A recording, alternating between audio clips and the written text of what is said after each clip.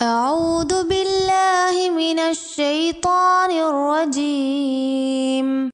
شیطان مردود سے میں اللہ کے پناہ مانگتا ہوں۔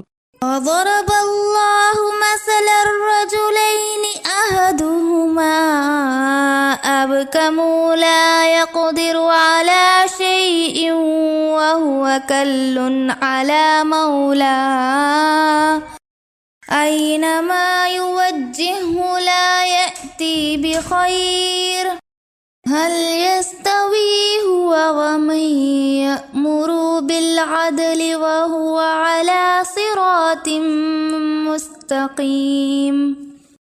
اللہ اسی حقیقت کی وضاحت کے لیے ایک اور مثال بیان کرتا ہے۔ دو آدمی ہیں، ان میں سے ایک گونگا ہے، کوئی کام نہیں کر سکتا اور اپنے آقا پر بوجھ بنا ہوا ہے۔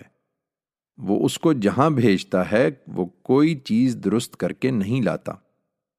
کیا یہ گونگا اور وہ صاحب اختیار برابر ہوں گے جو انصاف کی تعلیم دیتا ہے اور خود بھی سیدھی راہ پر قائم ہے؟